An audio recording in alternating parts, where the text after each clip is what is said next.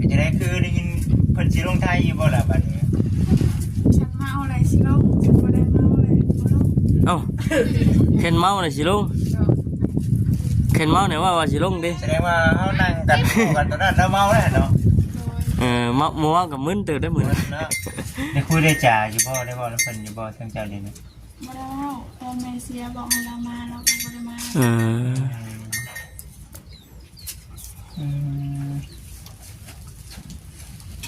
แต่ว่าเพิ่นก็ฮักเพิ่นแพงอยู่บ่ขออนุญาตนำน้อยลูกหลานเพิ่นบ่ได้สนเฮาก็เพิ่นสิไว้น่ะไปเพิ่งเพิ่นก็จักเพิ่นสิว่าจังได๋แม่นบ่นี่ก็มีอยู่พี่น้องเนาะญาติพี่น้องกันได้ทีแรกเฮาลำบากเลยเฮามันบ่มีคือเพิ่นบอกแหละทุกคนว่าบ่ดีเนาะมีเพิ่นจังว่าพี่น้องแม่นท่วมอยู่ลุงป้าจังว่าล้านไปติอันนี้ก็คือว่าแล้วถ้าเพิ่นบ่สนก็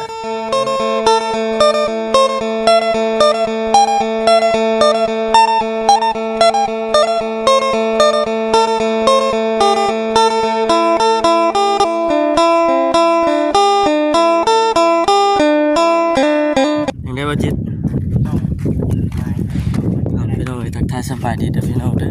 นะ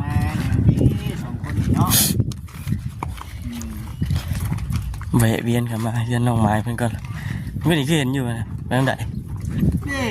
อ๋อเนาะนี่ก็ได้เอาแวะมาก่อนพี่น้อง FC เนาะแวะมาหาทั้งครอบครัวน้องไม้เพิ่นก่อนเนาะพออันน่ะให้กับ FC ได้เบิ่งได้ชมหายคิดฮอดว่าซั่นติพอกินฮอดมันนี่เฮาก็สิมาหายง่วงน้ำกันพี่น้องได้มาก็ได้มันเย็นเนาะแม่นบ่มันเย็นเนาะมันเย็นอยู่มันเย็นอยู่ในตลาดมันโล่งเลยพี่น้องเอ้ยอากาศโล่งเย็นบังไปพี่น้องที่การสบายดีมาเช้าเลยสบายดีน้องไม้สบายดีกินยังคือหมอข้าวมีจะเจออันนี้กันเนาะ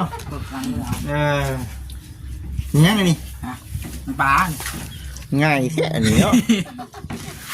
น้ำปลาอยู่กับม่วงเนาะ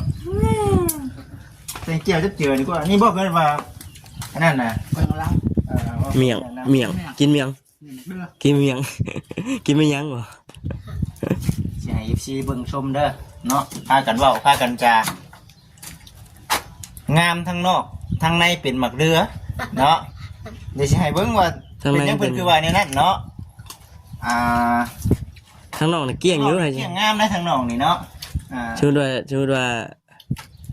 อว่าคนเนาะคนจิตใจสิเป็นได้ไปดิบ่กี่โมสิเว้าสิว่าอันน่ะเปรียบคนใส่อันน่ะหมักเดือมันก็ขี้ได้เป็นคนแล้วเนาะเนี่ยเห็นว่าทางในมันน่ะเห็นป่ะลุกทุกตัวใหญ่เนาะลุกทุกตัวอยู่พี่น้องเอ้ยเนาะหมักเดือป้องหมักเดือมันมีช่วงหมักเดือได้แต่ว่ากินบ่ได้แม่นบ่แม่มีบทปีนี้เนาะมดก็มีทางในน่ะไปเขาในไหนจะได้ค่ะมากินกับยังเดี๋ยวแม่ได้ยินอยู่โอ้เจ้าน้ำปลาอะไรก็กัดนั่นกินเลย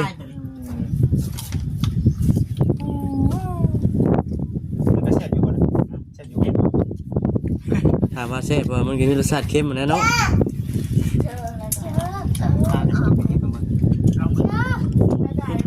ตกใจทำหาจะชวนนะ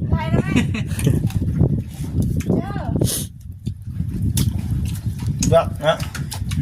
หนังไปหวานหน่อยได้ใกล้ป่ะ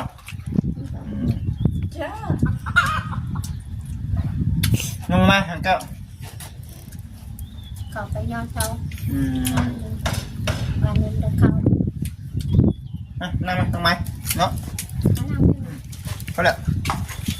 เขาใหญ่ๆเนาะก็ขึ้นบนบันไดต้องใส่หมูพริกเกลือได้เนาะจึงถึงอะไรแม่เด้ออะไรเด้อเนาะเข้ามาเข้ามาเนาะ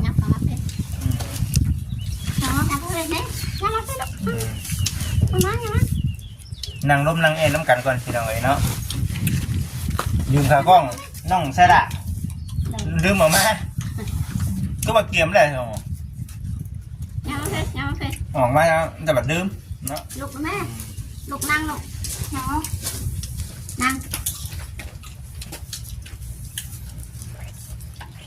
กินข้าวได้มั้ยนี่ฮะ แล้ว ได้ยังฮะข้าวนิ้ว แกงไก่กระเพาะแกงค่ะ ไก่วางนี่บ่ แม่ ใกล้ว่าฉันต้องเลยเนาะมาก่อนมาก่อนเมื่อวานนี่ไปเมื่อวานไปทางไหนวันนี่ มิตรดีเนาะ มิตรดี ไม่ใช่ มาได้ไอ้มาเห็นไผได้เมื่อวานนี่ เอาไปแต่ตอนแรก ตอนแรกเนี่ยขึ้นทั้งเดียวกันเนาะระวังเคยมีทีหนึ่งเนี่ยโต๊ะแบบนี้เนี่ยประจิตเนี่ยนั่งกินเก่งให้ปัวกับสามีนานั่งข้างเดียว หัวกันเนาะ บ่ได้เลยพี่น้องเอ้ยเนาะ อ้าวมาว่านี่ก็เป็นไผเนาะ บ่เห็นไผ มิตร เล ดี ย ตอนเที่ยงไงตอนบ่ายนะ ตอนแรกมาเบิ่งน้องน้ เป็นยังไงตรงนั้น ำให้ยาแล้วยาย่าง อย่าย่างเลย เนาะอันนี้ก็ถือว่าให้เป็นไส้เนาะปะแม่ให้เป็นไส้เจ็บปวดบัดซีบูมีได้นี่ซีเพิ่นก็โอ้ยเนาะให้เป็นไส้เนาะบ่จิตเนาะว่าซั่น ขาดมันสิเจ็บขาดมันสิเป็นเนาะมันยาก มันเป็นเนาะ ฮอดเวลามันเลยเวลาหมุนมาฮอดเลยดิ มอเตอร์ไซค์เป็นยังไงเป็นเวียดแปลงเลย เวียดซื้อ เวียดชื่อเรียบร้อย เป็นแปลงเลยแปลงอยู่บ่ล่ะ ดู อ้าวคือว่าเวียดชื่อ กายให้เวียด ขาย เรียบร้อยเลย เรียบร้อยซื้อ6,000ขายใส่400,000 กำไรเน้นๆเลย กำไรเน้น ไรนั่นเลยน้องลี ๆมันเป็นจังได๋บ่มันหักไปเบิดในจักจิกมันก็หมุนบ่ได้บ่หรือว่าจังได๋ ทางหน้ามันขาดมันหักไปเลย แต่จักมันบ่ได้นั่นแหละเนาะอันน่ะบ่ส่ง ไปตามยังเลยนะ จักคะแนนได้ ตามงัวเด้ ตามงู จะตาย งูก็ตาย ใครจะบอกคนบ่ตายเอาอ่ะ กลางคืนดิกลางคืนไปแบบรถบ่มีหูมีตาโอ้ยยอมใจได้เนาะประมาณ70นี่ได้แลนว่าซั่น อ๋อ กระไรตายบ้องอะไรตัวนี้ ไว้อยู่ได้70เนาะ เรา70แต่ ไว้อยู่ได้พี่น้องเอ้ย70 40ยังพอแห้งอย่าง 10 นั้น ก็เติมนึงเนี่ย ที่นี่ก็เล่นประมาณ70เนี่ยตับงัวตัวนั้นก็ขออนุญาตนำตั้งแต่ช่วงเฮ็ดเวียกใหม่ๆงัวขาหักพี่น้องลงไปทั้งข้างเลยเอาหน้าลง ใครในมีกระนอกกันนะมีกระนอกบัดเสือเข้านาแน่บัดที่ส่งนี่แน่บัดที่สั้นเป็นมีห้อยปาดห้อยแป้วแต่ว่าขนาดว่าได้มีแบบว่าปาดแผลพ่อมือน่ะยังแบบปวดเบิดได้มันลงเองเลยแบบว่าคือเขาลงน่ะเขาบ่ได้ครึ่งด้วยเนาะ น้องลีเด็กตอนนั้น หน้าตาเลยนั่นแหละผู้สาวเนาะมากพี่น้องไงแบบว่าเวลาขับรถอีกผู้ชายกันนอกนะ กินหลายคนอยู่เลยโมไทยดอกกันนอกมาฉันอายคนมาฉัน ใจกันเนาะให้อายคน อายไม่ใช่กันนอกเขาบริเห็นหน้าเห็นตาเนาะ โอ้ใช่พวกง่ายๆเนาะ อายเนาะ ปิดไว้ครับ แม่เนาะหรือว่านั่งย่างดินอยู่เพื่อนได้เดี๋ยวนี้เนาะ โดย ออกแล้วเนาะออกแล้วออกจาก รถที่ว่าพอจะซื้อกันบ่ โดย เออ พ่อเป็นยังไงนี่ เพราะ จะมือแล้วนี่ผมจิตมาตั้งแต่มือไปเบิ่งกูเนาะเบิ่งตั้งแต่มือน้องคนนั่นก็ยังเมาจนทอดปัจจุบันนี่เนาะรู้ใจนี่ สัญญา แบบขนาดเขากินอยู่เนาะเขากินตอนเป็นงานตอนนั้นเนาะมึน เมาเธอหนึ่งก็ยังแบบเมื่อยนะ ยังเมื่อยแล้วนะ เห็นเขาบอกเมาเธอหนึ่ง เมาตลอดเมาช่วงที่เนาะร่างกายเขาช่วงที่แบบมีเหือมีเองจังเนาะแต่ก็มักไปใส่ที่ตรงเลยเนาะ ผมมาคมสอบเนาะ ยังเมาอยู่ที่ตรงนี้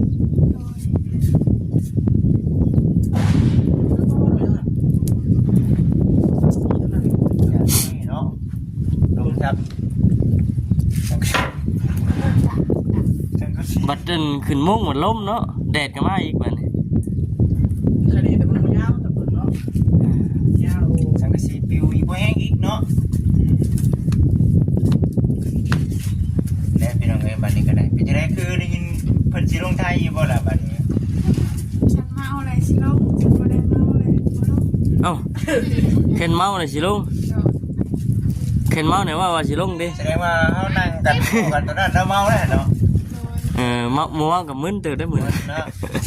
เข็นว่าบ่เมาเนี่ยไม่ลงดิ ในช่วงเป็นบ่ได้ลงเนาะ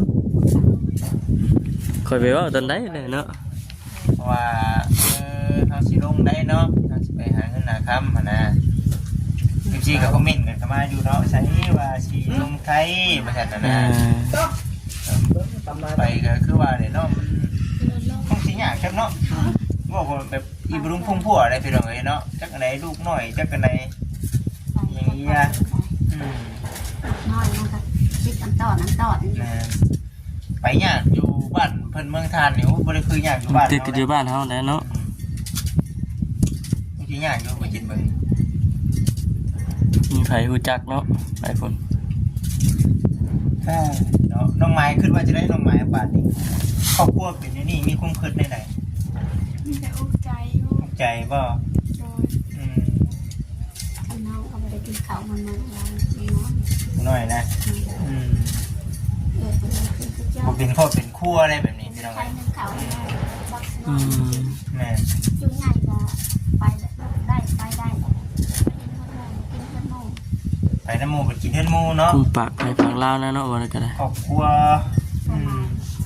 เกินไปนี่มันแบบมันบ่หุ่มบ่ห่อได้อันนี้ได้เนาะแม่นบ่มันบ่หุ่มบ่ห่ออันนี้คือบอกไปตามความเป็นจริงด้วยเด้อพี่น้องเนาะบ่ได้ว่าจังได ทำช้ามาอยู่น้ำบักน้อยมาอยู่น้ำกับมันมา อ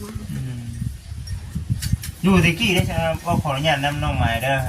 พลาดไปได้ก็ได้ก็ไอ้ก็ขอโทษได้หลายช่วงแม่อยู่ได้เป็นจังได๋ครอบครัวเฮาแบบอบอุ่นหุ่มห่ออยู่ว่าแบบพาแดงพาง่าย ตอนแม่อยู่กับพ่อแม่กับพี่กันคู่มือ อืม ตอนที่เราใช้ตีกัน เนาะ แต่ใดมาได้เนาะแบบนี้เนาะ ทำจะกินเหล้าเลยให้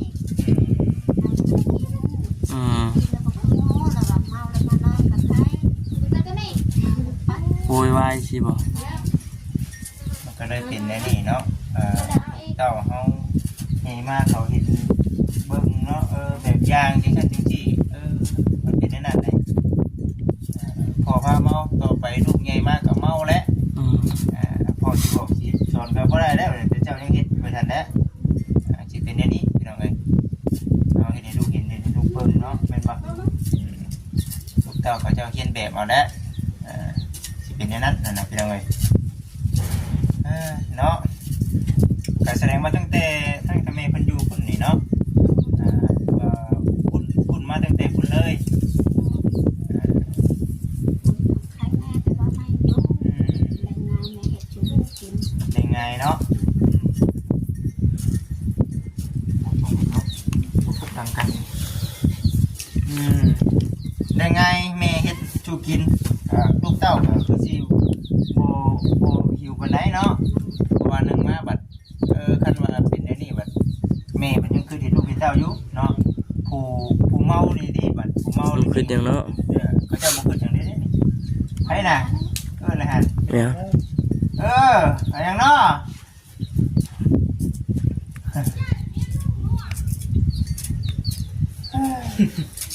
คืนเมื่อนานบัดพอมาไว้แห้งบัดพอก็นอนอู้บัดลูกก็นอนขี้ดิน อ้าว เป็นแจ้ง ถูกหน่อยนะ โดย โผล่นนอู กัดชวนมาอยู่น้ำเอ้ยบัดโบมา เออ เป๊กเนาะมันก็ติดเนาะติดพ่อนะมันก็เนาะ พอบ่กินข้าวก็กิน พ่อบ่กินลูกก็บ่กินข้าวติ พ่อบอกกินก็บอกกินนั่นเด็กน้อยเนาะ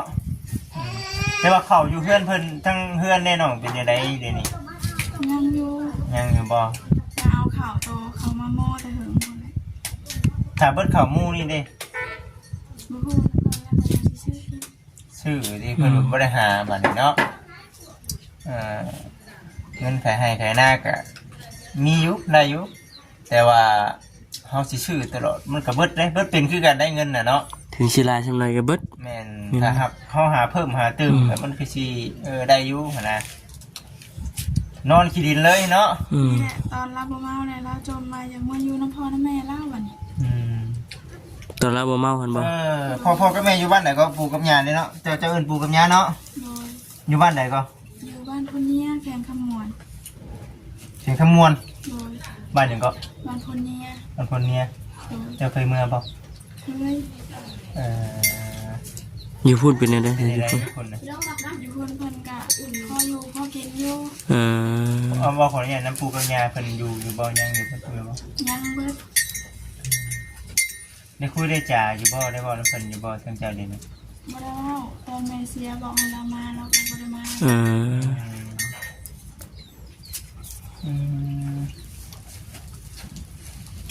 แต่ว่าเพิ่นก็ฮักเพิ่นแพงอยู่บ่ขออนุญาตนำน้อยลูกหลาน เพิ่นไม่ได้สน เขาก็เพิ่นช่วยน่ะไปเพิ่งเพิ่นก็จักเพิ่นสิว่าจังไดแม่นบ่ โดย นี่ก็มีอยู่พี่น้องเนาะญาติพี่น้องกันได้นี่แหละเฮาลำบากเลยเฮามันบ่มีคือเพิ่นบอกแหละทุกคนว่าบ่ดีเนาะมีเพิ่นจังว่าพี่น้องแม่นท่วมอยู่ ลุงป้าจังว่าล้านไปติ ตอนนี้ก็คือว่าแล้วถ้าเพิ่นบ่สนก็บืนไปสู่ไปเนาะนี่ก็ยังดีได้ที่ว่ามีทางผู้หลักผู้ใหญ่เพิ่นช่วยอยู่เนาะทางเจ้าเองก็ได้ โดย คันผู้หลักผู้ใหญ่เพิ่นบ่ช่วยนี่จักสิว่าจังไดยันบ่ได้ซำนี้พี่น้องเอ้ยมีแต่อุ้มลูกอันตอนแล้วเนาะมาตะกี้ยังบ่ได้นั่งแม่นบ่ยังแดงๆอยู่ใหญ่ไวเด้เนาะเมื่อบ่มาอยู่บ่เมื่อไถให้ไถหน้าซอยแล้วบ่เนาะแต่ตัดผมให้นี่